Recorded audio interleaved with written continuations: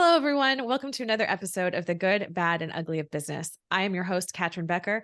On this podcast, we believe that, you know what? A smart person learns from their mistakes, but a genius learns from others. So we bring all sorts of real estate investors, business owners, corporate leaders, you name it. We bring them on here so that we can learn what they have learned in their career so that we can either avoid the mistakes that they've made or that we can fail faster.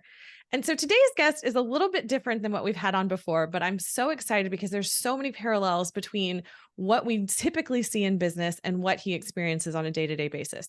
So let's just set the stage, if you will. We've all gone to an interview process, right? We all understand that, you submit your resume, you show up, you have the interview, and maybe you get the job, maybe you don't. And then if you get the job, you go work there for as long as you want until you either are fired or more likely you determine that you want to end the relationship with this company. Now, for my next guest, he hears no 98% of the time. Does that mean that he's terrible and nobody wants to hire him? No, he's just an actor. So, Roy Lynam, welcome to the show. I am so excited to have you on here and to really kind of lift the veil and see behind the curtain as to what it means to be a working actor and what are so many of the misconceptions that are out there. So thank you for coming on. Well, my pleasure. Thank you for having me. And are you sure you really want to know what goes on back there? Well, I mean, that sounds a little racy and there could be some like saucy moments. We don't want to hear those necessarily, but I think the working part of it, like when I think about what the audition process is like and then putting that in the business sense, it seems insane. Yeah, no, it can be daunting and challenging, and it's not even acting. A lot of people kind of say the audition process is one skill set different than acting. Sure. So you could be the greatest actor, but if you don't know how to bring it down into a small room on the spot and you have no movement because you have to stay within the frame of the camera, and you don't have the background, a lot of times there's a wall on the other side. So you have to create what you would see on the day if you book it for the film or whatever, which would help give you more of the eye lines and the visuals, and you have to kind of create that. So yeah, very different. And then I think even the step further and different is film acting versus theater acting. The theater, darling. Yes. Well, I can hear some training in your voice. Just a little bit. But before we kind of get deeper into it, tell everyone a bit more about you because you also go by the real estate movie guy, which is a very intriguing title and something that definitely piqued my interest. So let's just go a little bit back into your history and how you got to this point.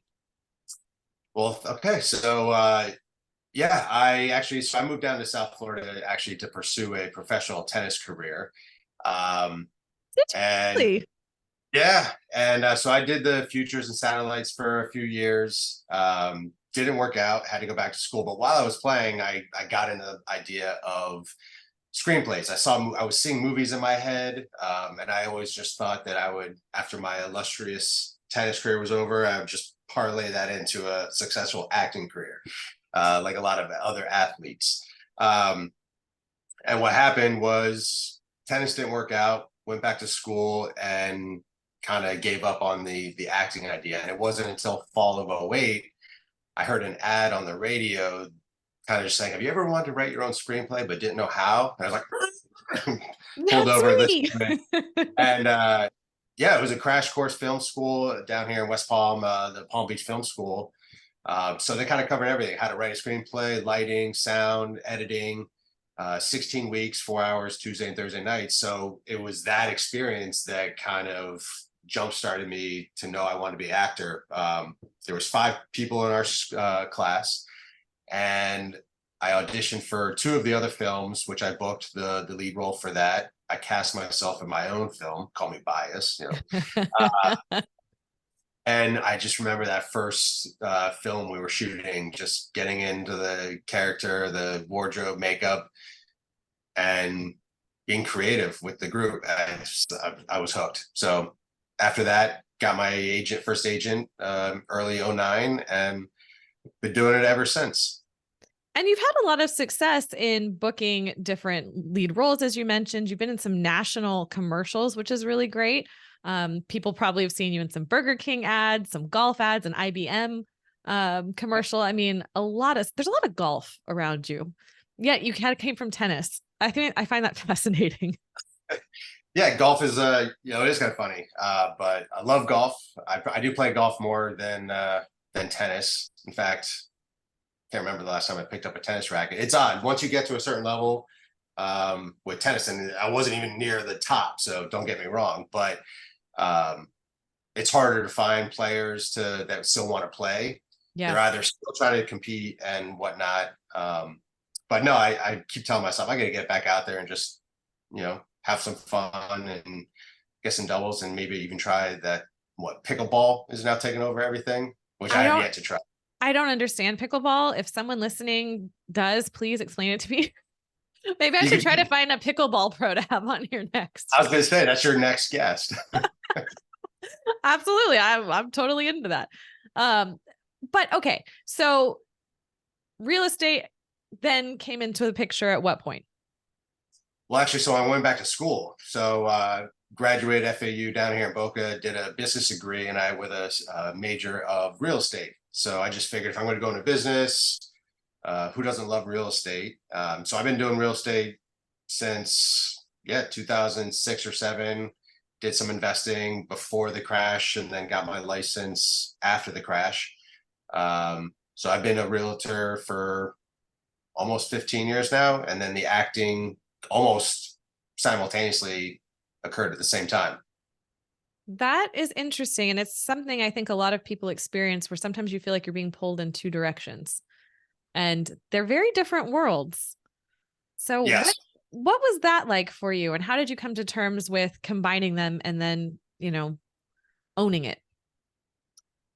That's a great question. It actually took me probably over 10 years to combine them and own them from a personal, from a mental aspect. Up until about 2 years ago, before I decided to become the real estate movie guy, I would hide the fact from the real estate world that I did acting. If you happen to catch me on TV, okay, so be it. But it was funny. Then the acting world loved that I was a realtor, because we already had that relationship, and now they have somebody to help them with their buying or selling of real estate. So it wasn't until, so I battled with that. That's kind of hard. Like, you have this awesome project that you're doing for acting, and you can't share it with anybody because you're afraid that you're going to upset somebody or miss out on a potential business relationship for real estate. But I can do both. I never would take on a client or anything like that if I couldn't handle it. So yeah, it really was just a couple of years ago that I decided on, I don't need to get all the business. And I think it's important for everybody, no matter if you're a real estate or actor or anything, you have to kind of decide who you are, what kind of business you want, and the people you want to work with, and then not try to please everybody. Because it wasn't until I became the real estate movie guy that I just felt comfortable sharing what I do, Yeah. So. And I think it's so relevant, because I think there's so many times that, we know in our heart and soul what we're capable of, but there's always those doubts, right? There's always those like, is what I'm feeling real? And so we reach out to other people that we trust and love and get their opinions on it. And of course, their opinions are going to come with being tainted by their experience. And they may think in their head, well, I could never do it this way, so obviously Roy shouldn't do it this way. And then you hear enough of that and you start to believe it until, you get to a point where you're like, you know what? No, I can do this. And it's amazing that you got there. And I'm so glad for you. Thank you. Yeah, absolutely. So there's still more to come. I haven't fulfilled the real estate movie guy mantra fully, but it just helped me again kind of own mentally who I am and what I do. And now it's actually just easier. People are appreciating and kind of getting a kick out of the acting aspect. And if I don't get a client in from the real estate side because I do acting, then they weren't the right client for me anyway. So, which actually is something I hadn't put together until just now. is you get a lot of no's as a realtor too.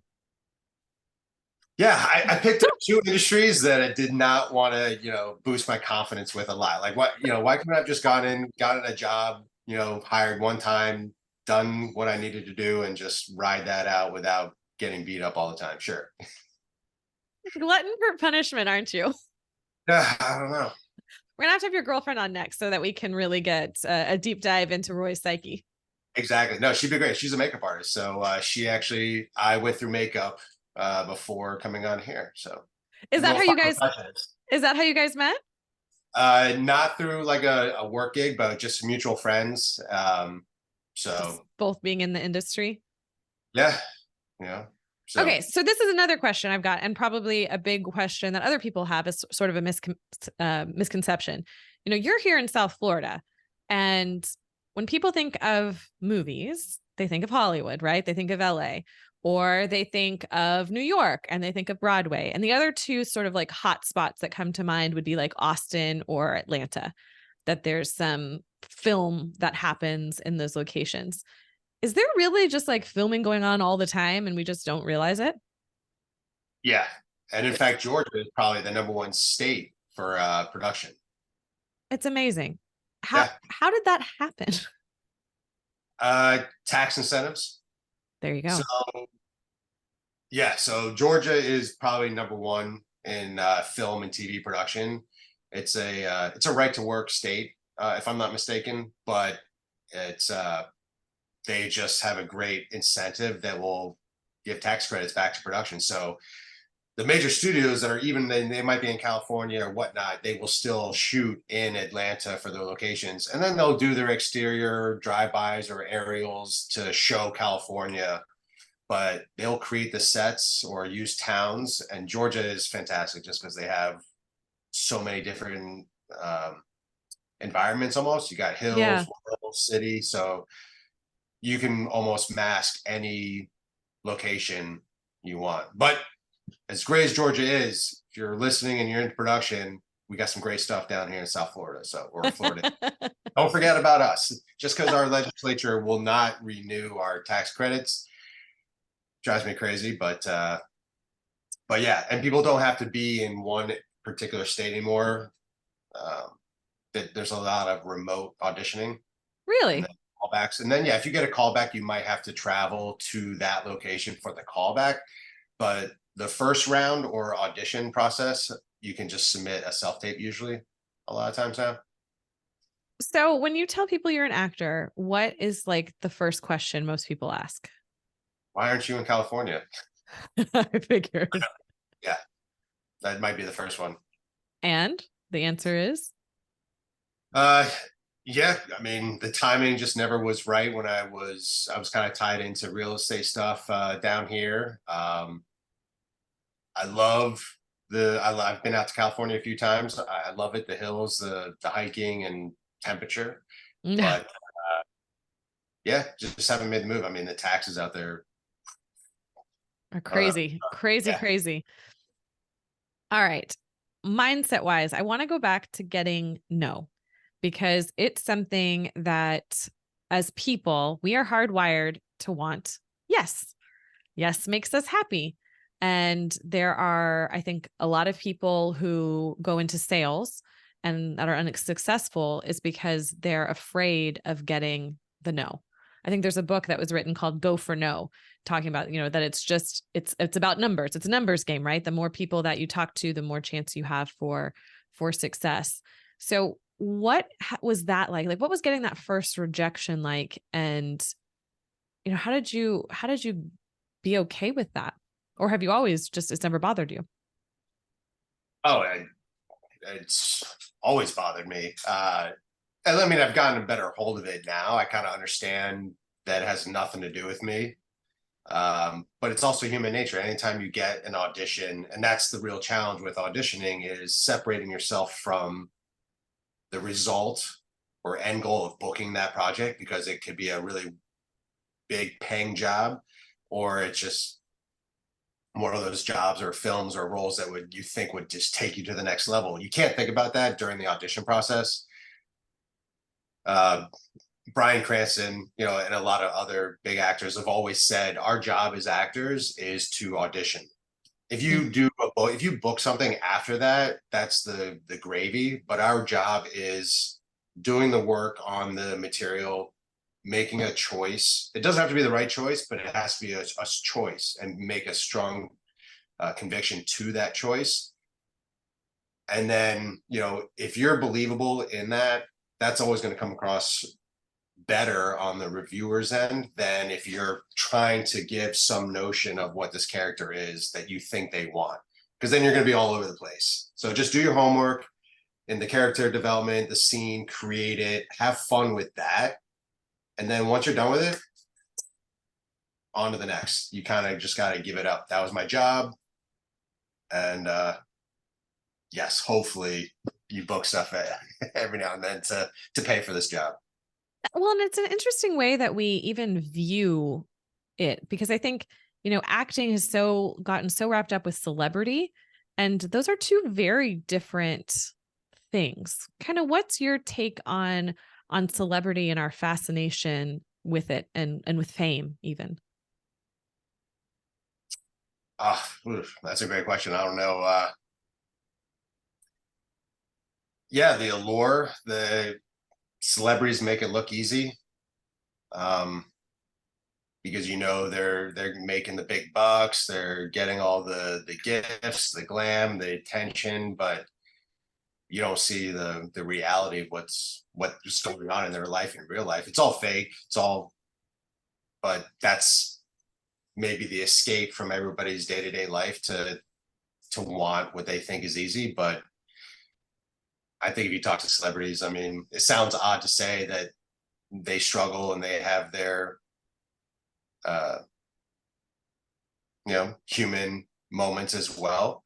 But we think just because they have a ton of money and can pick up a phone and get everything they want, pretty much that's easy. I don't know. Is that it? I mean, it's I the same. You don't could know. ask that same question too. I don't have the defining answer on that, but No, I mean, I think it's just an interesting question in general, because it can't be just about the money.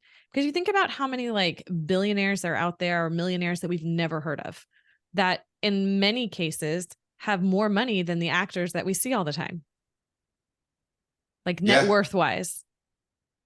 It's such an odd way that like perception is skewed as to what that piece is. That fame piece, it's something different than success, I think. yeah, you're right. And it's not always bad. It's if everybody else likes this person, then I have to like that person. I mean, I think it'd be a pretty good experiment, I guess. You could probably roll out a red carpet, get a bunch of lights out, fake paparazzi, and just stroll people down the thing. And I bet you would catch everybody that wasn't in on it, kind of taking photos and like, but I don't know. I don't know. The world may never know. It's just something, it's one of those questions that there's like no answer. It's just you ponder and think about it, and then, more experience comes, and then you think, "Oh, maybe I have a slightly different take on this now." And, who knows? Cuz the thing of it is, it's always been called show business. Like, Yeah. they've never hidden the fact that this is a business to make money. And as we're filming this right now, recording this, there's the actor strike and the writer strike happening right now. Yeah. And which has happened before. It'll probably happen again. How has that affected you, and kind of what do you see as someone who's, on more on the inside than the rest of us? So I'm not in the union. Florida is a right to work non-union state. I've been I've been SAG eligible since 2010 when I booked an episode on Burn Notice opposite Burt Reynolds. And that was actually, I probably didn't realize it at the time how big that was. But I didn't make it was funny because like after I did the show, I, takes weeks or months for it to finally air. I didn't know that I did not make the final cut. So I, told a bunch of people, and then there it was, landed on the editing room floor. And it really, I understand why they cut it. It just didn't serve the scene and the character well, because even when I was in it, it was his back, because the scene wasn't supposed to reveal that it was Burt Reynolds yet. Mm. And they shoot so much content for these TV shows, more than they can put in the 45 minutes or hour, however long the segment is. So they do have to cut a lot of the stuff. But it was funny. So I've been SAG eligible. It just for Florida, a lot of the stuff that comes down here is non-union work. So the strike doesn't affect commercial work also anyway. But it hasn't really affected me yet. But I do have some issues with how how SAG operates a little bit. Why I haven't joined is one reason. So it's not perfect by any means, but I definitely believe and support what they're fighting for. When you kind of look at the dangers of AI, they're looking to kind of get rid of background actors and whatnot. The writers not getting compensated fairly for some of these biggest shows. So I totally support and believe that they need to be like the contracts need to be reworked. And be able to make a living doing what they're doing. I don't think AI, and I don't think people, would you want to know that you're watching a film or something that was done by computers? Wouldn't it kind of lose the allure to you? I think it's scary, but I also think that I kind of view AI, like, remember when auto-tune was really big and like every single song that came out had auto-tune to it? I mean, there was that era Yeah. in the 2000s, right? And now I feel like it's kind of like settled in that we all realize, like, you know what, we actually like hearing real people because there's just something in the human voice that can't be duplicated. So I think, yes, it's hot right now. And yes, it's going to affect some industries way more than others, disproportionately for sure.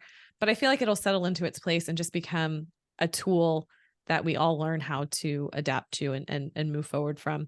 And I think the part that really highlighted for me with the actor strike is it's always, the actors, the directors, the producers that people know about. But when you watch any movie or TV show, then there's like minutes of credits with hundreds of names listed. So me Yep. personally, whenever I watch something, I always watch the credits and I try to find out, like, pick certain names as it's scrolling through and just Good for like you. catch that person. Cause I'm like, their name is here and no one sees it. Yeah. So early on, I worked on a TV show. I was the stand-in for the lead character on the Glades. It was an A&E show. They had Oh, a I couple watched that seasons. show. Yeah. Yeah, with Matt Passmore. So I can see where you'd be a stand-in for him. You guys are very similar looking. yes, no, it's kind of funny because we would, as a stand-in, if nobody knows what a stand-in is, it's called second team or the stand-ins. Um, when the actors have their sides, they come on and they're walking the scene out to kind of get a feel for where they're going to be. We're watching that take place. And then once they've all agreed that this is how we're going to shoot the scene, where we're going to move, sit, stop for standing, the camera crew also has like operators that are with each camera and they're going to mark where the actors have stopped. They have different color coded like like shaped like sandbags that they'll put down for the feed and tape it and whatnot. So then once they have that blocking down, they're like, all right, first team, go take a break, get cold. So, second team, you're up. So then we go there and we will walk and then land and stop where the actors had stopped also. So then the lighting and the DP can kind of get the lighting and the gaffer can get the lighting to hit us where it's going to hit the actors. So that could take anywhere from 20 to 30 minutes or an hour to kind of set up the lighting for each scene. And then once they got it ready, they're like, all right, first team back in, second team, thanks. So It's but so much more. It is. And so we would wear sometimes the same outfit because sometimes I would be his double for like a scene if it's like a flashing car or something like that. So some of the extras on set, I'd walk by and be like, is that him? But that was a really great experience to kind of see the inner workings of a major TV show. And just get to meet all the people behind the scenes and understand how important each role plays. And you can't make these shows without every single person involved. So it's really unfortunate with a lot of people that are not being able to work right now. So Yeah. It's almost like each movie, each TV show is like its own company, like it's its own business where there's all the different pieces that come together. Even if there's only a few people that get the recognition, I feel like most people in the corporate machine can relate to that of like, yeah, you won this big project or this big thing came through, but it wouldn't have happened without the administrative people, without, all the different parts of the Yeah. organization that make it work. And I even think it's almost more like just a large family. Mm. Honestly, like I know that sounds like hokey or whatever, but when you're on set, like yes, everyone has their own job, but you're having meal breaks together and sitting at the tables, and you can't not cross paths, whatever. So it's almost just like a big family reunion day in, day out, like 5, 6 days a week. Long hours. I mean, the first day might be 10 to 12 hours. And as you move through the week, you'll start hitting 13, 14-hour days. Yeah, So yeah, it's kind of more of like just a one big family than a typical company. But yeah. there you go. Do you feel like you've made it? Like, what would making it look like for you? Like, when would you sit down and go, oh my gosh, I've made it? I don't know.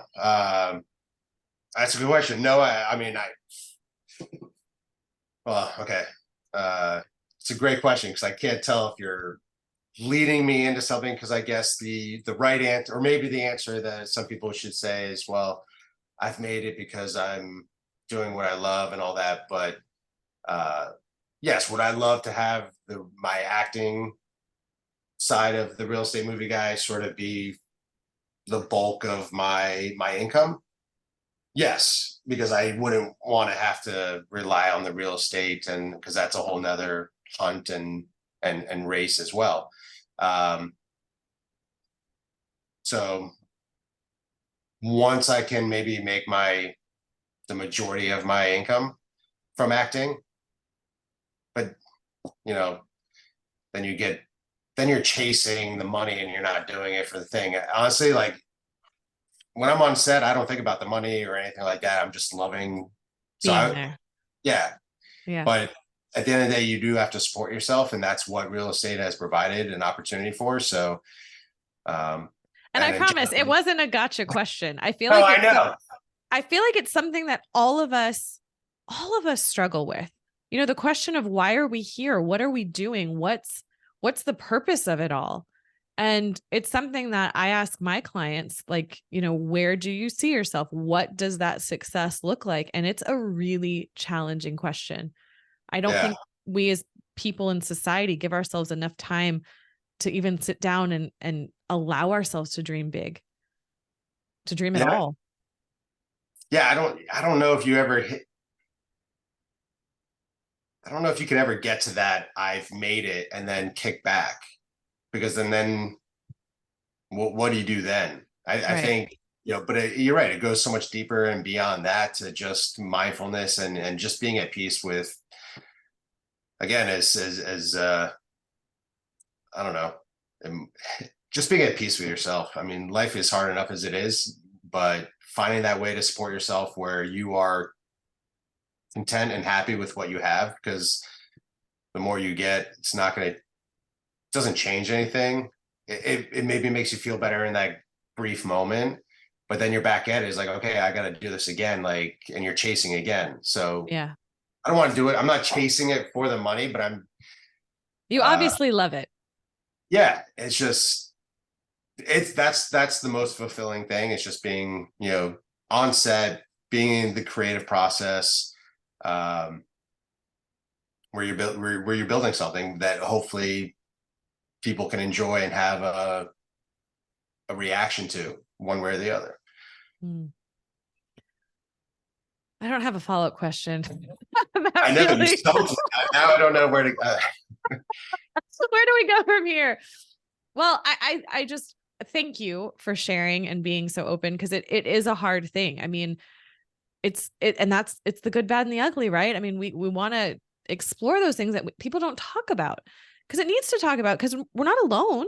We're all Yeah, feeling a similar way. We're all human. Um, so I think, for everyone listening, it's just a good moment to sit back and evaluate, what would it look like for you to say, I've made it? what does that look like? Like, what would you be doing? How would you be feeling? Who would you be hanging out with to sit there and say, I've made it? So maybe we end on a cliffhanger, Yeah. bring in a classic storytelling. Yeah. Season 2. Yeah. Yeah, exactly. We can have a part 2 where we come back to this. Um, Yeah.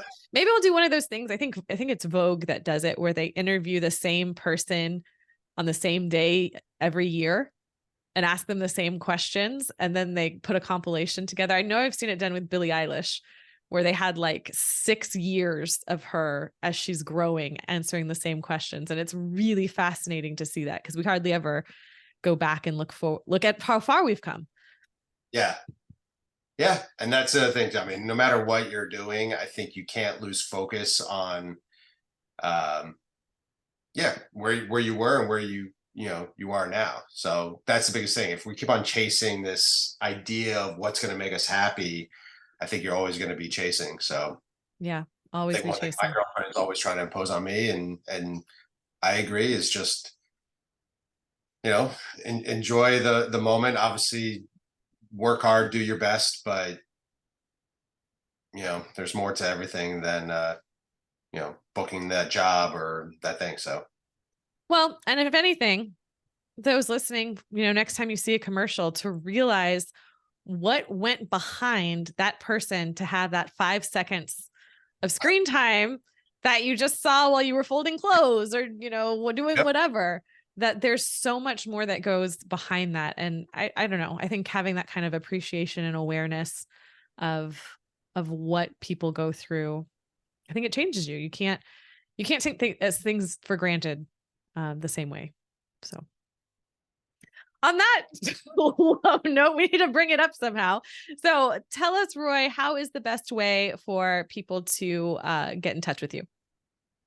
Yeah. So I mean, I'm on Facebook, Instagram, Roy Lynam, uh, dabbling with TikTok, but yeah. So you can always pick up the phone, give me a buzz, shoot me a text or anything like that. Look forward to answer anybody's questions. So yeah, if it's whether about real estate or anything like that, if you just want to kind of pick my brain on any process with buying or selling real estate or getting involved, be more than happy to help.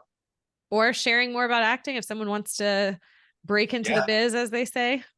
exactly. If you've always wanted to do it, but you never knew where to begin, it's not rocket science. You just have to begin, just like anything else.